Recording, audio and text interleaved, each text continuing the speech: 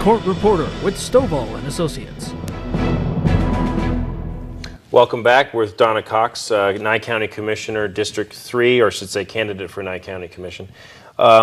Before we went to commercial break, we were talking about some of your past history and some of the things that you've done. You've had a very public profile in the town of Pahrump and in Nye County in general for a while now. You know, as far as your platform today, what are you really running on, or why are you running for the county commission? Well, I'm running basically because the economy is so bad and we've got to do something or we're going to end up bankrupt. And I want to see new jobs come in, and I want to be able to, I can't bring the jobs, but I can lay the background out for the jobs, and we need to make some big changes in order to do that, especially where planning and zoning and building are concerned. And are you talking about impact fees and things like that? Yes, I'm talking about this group out of California that's making a lot of money, and they're sending it to California, and then they're sending us back the piddlings of whatever's left. I think we need to have an in-house department. I'm not saying that we need to throw everything out, but we need to be working in-house, and we need to be keeping that money here in the county and in the town. Right now it's going out, and I never understood why they did that, but it's time for changes, and that's one of them. And also we need to take some serious looks at animal control. I'm really concerned about the way some of the things are being handled in animal control, and I understand there's not enough money being put in there to really take care of these animals. What specifically, what's going on that causes you alarm in animal control? Well, they keep putting them on, they're on the bottom of the budget, and they keep putting a lot of animals to sleep and euthanizing them, and they want, you know, I think the prices are extremely high for putting an animal back out into the community. $85 in this economy is a terrible amount of money for a lot of people, although they would like to have a guard dog or a watch dog, and I would rather turn them back to people that could use them or than to put them down, because it costs money to put them down. This is not free. They hire a veterinarian to do that. Right. So, and these animals are put into pens and cages, and they're totally dependent upon you and I to feed them and take care of them. And they have feelings like people have. I mean, you know that. If you talk to your dog, he understands you. So they understand where they're at, but they don't understand why they're there. So I think there's big improvements, and I think we need to shuffle some funds and get some more money going there and really revamp that whole department. And you think that that's a county issue? I think it's a town issue. I think it is a county and a town issue, because Pahrump is the ones that's generating all these animals, but they're putting no money into the coffer to help take care of them. But if we can get question 2 on, and then the money is reallocated, what it does is it stays in a fund for the town only. The county cannot go out and spend all that money. But so the tax base stays in the town? Yes, yes, by law, by law. I mean, there's certain town board members that are misleading people, saying, oh, all the money will go to the county and the county will blow it elsewhere. That's not legal. And I know this from when I was in politics in Clark County. We had a town budget, and we worked within that budget, and nobody was allowed to touch it but us. And if we didn't spend it all in one year, then it would revert to the county general fund. But you can bet it's going to get spent, you know, it needs to be spent within the town.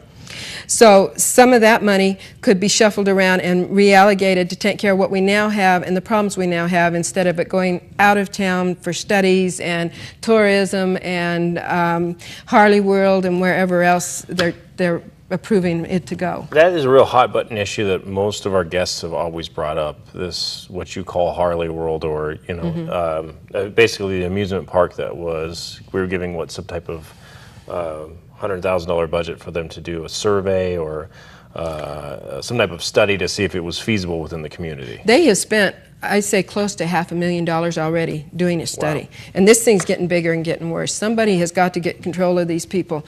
They're not qualified to be controlling the budgets they're controlling, unfortunately. They are just people that are elected that come in off of the street. You're talking about the town board? Yes, I'm talking about town board members. They come in off of the street, they don't have any financial background or whatever in order to handle money, and they're just spending it very unwisely.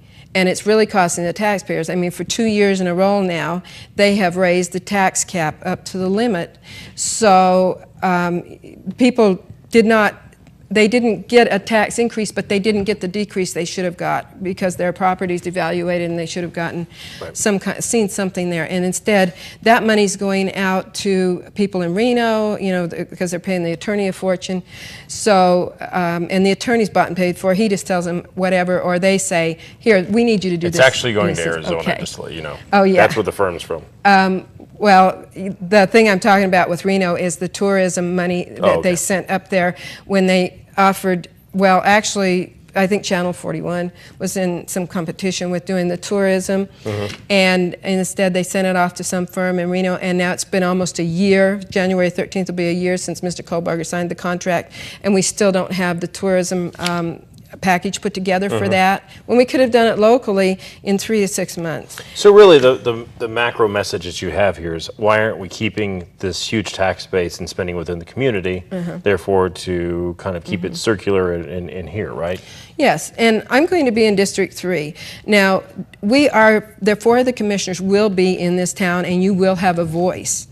And hopefully a couple of new voices in there so we can start accomplishing something, because I'm not seeing anything done. I mean, if you look around, things have not changed in the last several years as far as Prum's concerned. So how are we going to entice tourism and entice new businesses when you look at the town and basically we're on the poor list and we're all broke? And where does that come from? A lot of that money is coming from the town, and it's just not being spent properly. Let me ask you, so I mean, it begs the question, if we're talking about trying to figure out ways to bring an influx of business into this town, outside of hiring, say, consultants out of state to do these surveys or these studies that are, very highly priced, why wouldn't we want to try and bring in, say, an amusement park to draw more tourists up to the area? Okay, I don't think we can base everything we're doing in this town on tourism because of the fact, and everybody knows this, we're too close to Las Vegas. Okay, we have to be realistic about what we do. We need to do more for the people that are still here, that are remaining here, and that will create jobs here. We don't need an influx of 30,000 people that we don't have water for. Now, they need to, nobody studied the water issue here yet, and I brought that up at the very first meeting on Harley World. I was very concerned with the water because Harley's talking about bringing 30,000 people in, and all the studies that we've had done are showing that we don't have the water hardly to do what we're doing. And ever since the prison came in, see, that was a big issue with the prison because they were bringing in 1,500 people all of a sudden and sticking them up there. And now there are people suffering for that down in the valley because their wells are drying up and they're having to drill deeper because although they say there's 1,172 people up there, they're sucking out a lot of water every day. They're using something like 150,000 gallons a day. So water is, water, like Amy said, water is our gold here. And we really have to be careful with what we do. And I don't think a project that's going to have a lake and a bunch of water slides and things like that is a good idea unless you do take a really close look at it. And I'm not talking about paying somebody $10,000 here and $10,000 there to do a study. I'm talking about getting together the local people and having advisory boards to take a look at these things and through the county. Through the county commission. See, the county commission is sitting back and letting the town just do whatever, and they're headed on. They're making a very good trail towards bankruptcy.